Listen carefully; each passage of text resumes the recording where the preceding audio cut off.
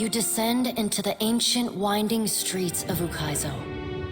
Battered by storms for thousands of years, the ruins bear the marks of their role as the lone witnesses of the god's great secret at the center of the city. The houses and boulevards are pierced by great spears of luminous Audra. There are no ashen bodies, no birds, no sign or sound of any life. But with every step, the rhythmic pounding in the distance draws nearer. Soon, you can feel the vibration traveling up your spine.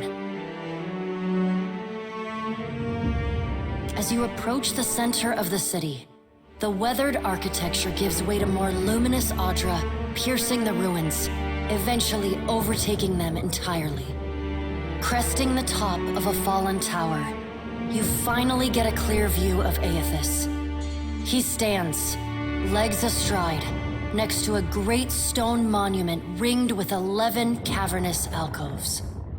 All but 3 hold a gargantuan skeleton, bones scrubbed clean by the city's storms. An immense Anguithan machine floats above the monument, suspended by invisible energy emanating from a well of light beneath it. Great brass rings spin around a core of metal and Audra at the machine's center. Periodically, Eothas's massive arms swing back. The movement alone is enough to draw great gusts of wind toward him. When they come down on the machine, the impacts are accompanied by eruptions of electricity, fire, and smoke. The hundreds of luminous Audra pillars across Ukaizo sympathetically dim in a rippling wave that spreads out from the machine. The only safe route to the god is a steep ascent along a monstrous pillar of luminous Audra. Intertwined with fragments of Ukaizo's ruins that it has carried through the centuries, the pillar bends in a long arc, towering above the machine. The pillar levels out near Eothas's head, a silent observer to the destruction of the machine it has grown beside over thousands of years. You weave your way along a treacherous rain-slicked path up the pillar's skyward side. As you arrive at the top, you catch Eothas's attention. Fist pulled back, he pauses to observe you. With the same gentleness he showed at Ashen Maw, he lowers his arm and turns toward you.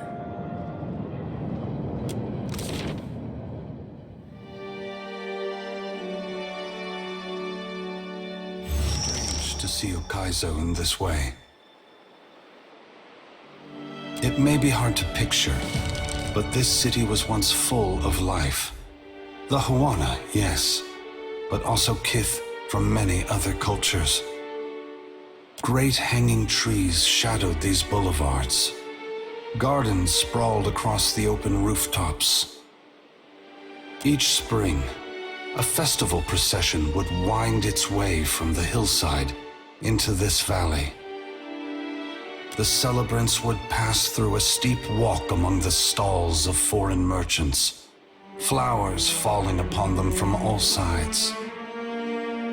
All people of all nations, together in a celebration of new life.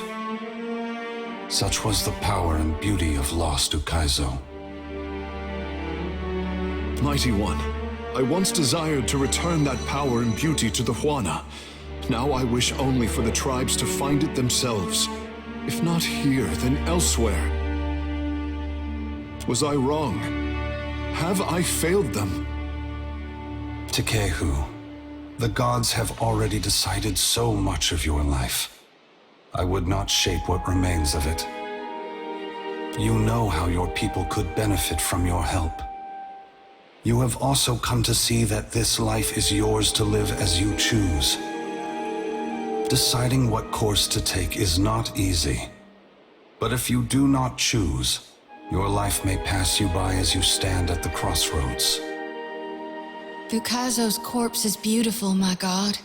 This, its current state, is but one spoke in the ever-turning wheel of life and death. and so no less worthy than its incarnation at birth. But you seek to break that wheel. I beseech you, Gone, that when you do it right. Burn to ash every Audra root in hell so that it may never regrow. Let the darkness reign eternal.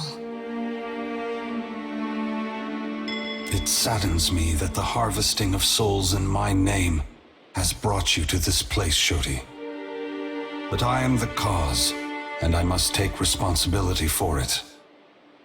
I can only hope that after I am gone, you will see there is a brighter future for mortals. It is a future that you can help shape, even if you cannot see it now. But what of you, Watcher? Why have you followed me? Have you come to bear witness to the breaking of the wheel?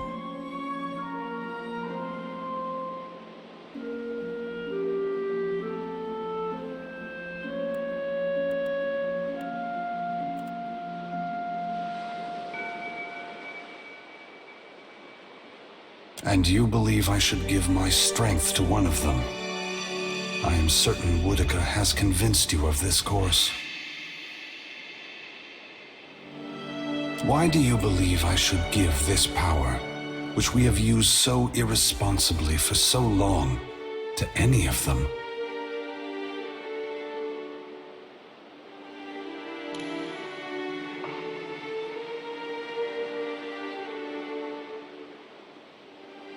It is true.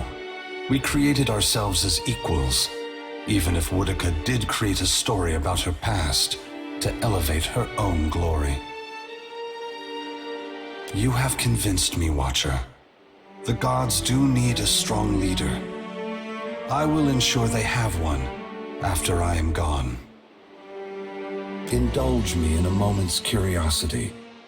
There is something I wish to know about Eora, about Kith, that I can only learn through your eyes.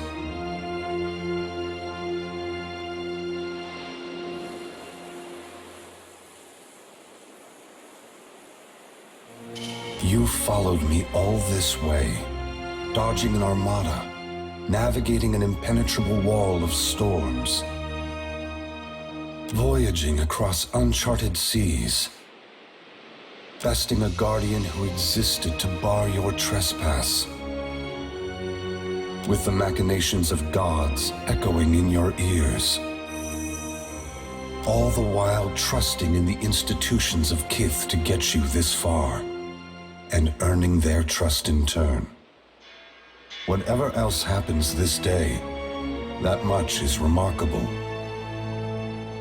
I believe that mortals possess the strength to collaborate and shape a future of their own design. Not all of my brothers and sisters agree. By relying on others and coming together in a time of crisis, you illustrate my point. The gods will witness you and question their assumptions about how responsible, empathetic, and sophisticated mortals can be. What inspired your decision, Watcher? Did the choice echo your foundational beliefs? Or were you influenced by observation?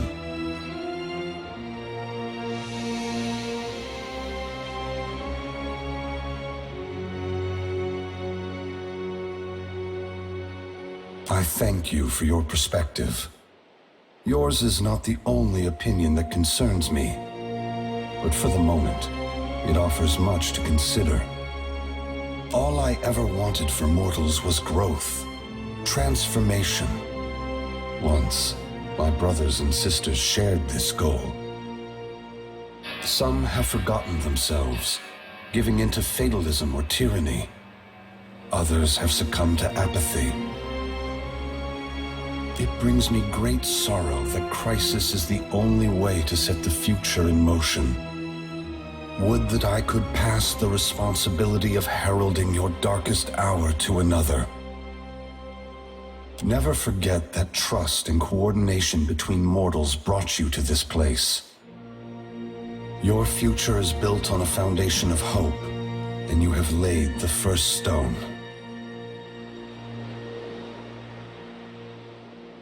Ask. You are entitled to any answer that is mine to give.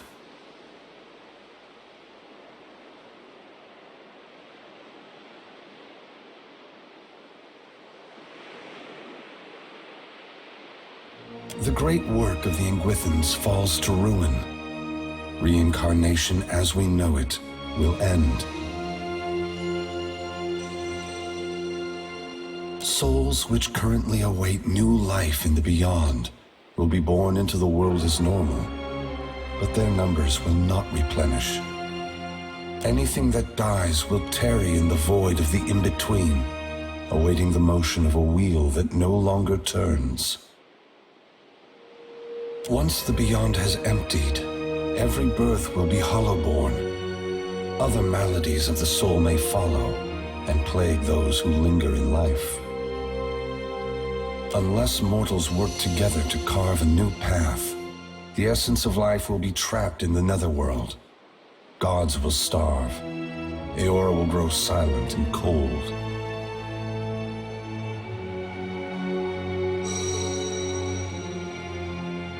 A generation or more. That much essence is already poised to flow into Eora. But unlike an hourglass, no amount of turning will compel the sand to reverse its course. Should you choose, you could lay down your burden and trust in your children's children to set matters right. That depends entirely on you. By your reckoning, there are still good years to come. By ours, time is short.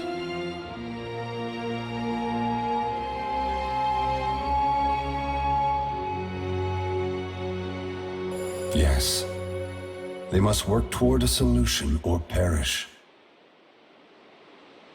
If that task is beyond their skill, then they no longer deserve their position.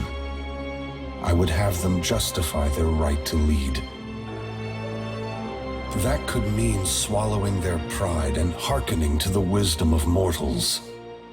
Some, I expect, will perform better than others.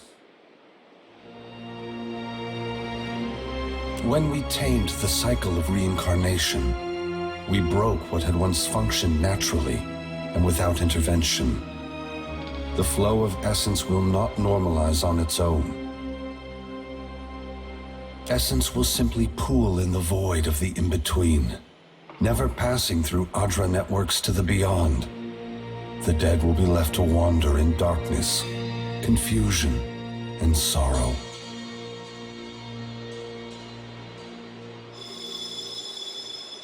No one is worthy of unconditional trust.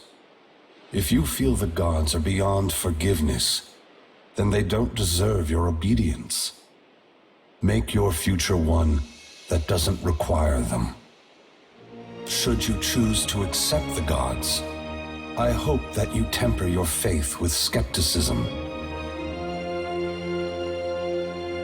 Boudica is entitled to her opinion. If the intent of this test is to justify an uprising to come, that is more worrisome. The other gods must decide for themselves if mortals are ready to dictate their future. Should Boudica's tyranny prove the only alternative, mortals must prepare for a terrible conflict.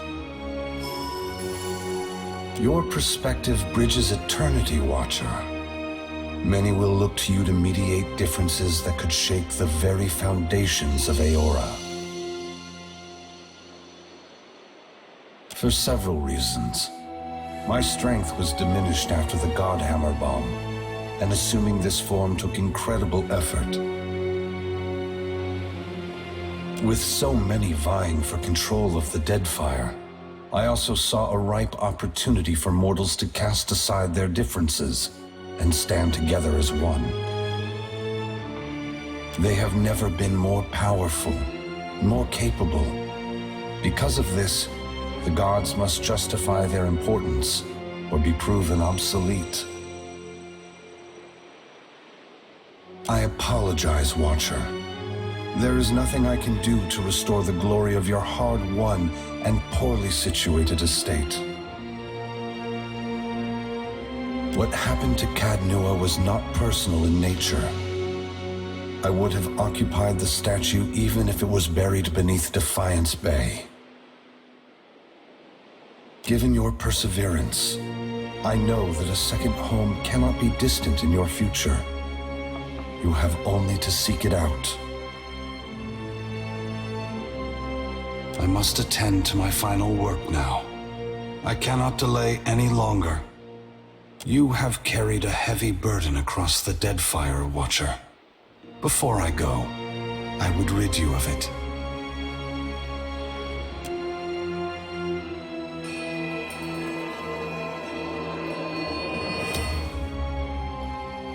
You are free now, as free as any of us can be. Many will come to you for help in the years ahead. Animancers, priests, even the gods themselves. I have great hope for you, but always remember that your future is for you to decide. Use your freedom well. Eothas squares himself to the machine. As you move to a safe distance, he draws his fist back and resumes his assault. The blows rain down with increased fervor, but the machine perseveres in spite of his efforts. Spreading his arms wide, Eothas draws power from the luminous Audra clustered around the valley. The energy courses through his body, limbs overflowing with intense light and waves of heat. He returns to his task, each strike bringing with it the sound of cracking stone and twisting metal, the flickering of luminous Audra across Ukaizo. As the ancient machine finally begins to succumb to his strength, so too does Eothas's body, built to withstand the passage of thousands of years. The great Audra statue has finally been pushed beyond its limits. Cracks appear along the hands, then race up the arms. Eothas does not slow his assault, but continues unabated. Its brass rings twisted. The machine spins erratically but withstands the relentless barrage. Eothas stands astride it and pummels the base of the machine. Soul energy begins to flare out from the machine's heart, warping the air with the intense heat. Eothas drives his right fist into the machine's center, the core of metal and Audra.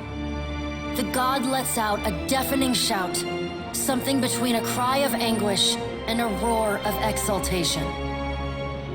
You see Eothas's arm shatter upward from his hand through his elbow. A flash of light and heat bursts from the core, accompanied by a cacophony of destruction. The moment passes. As Eothas's shout echoes throughout the valley, your eyes begin to recover. The god's work is accomplished. The great machine of Ukaizo has been destroyed. The wheel has been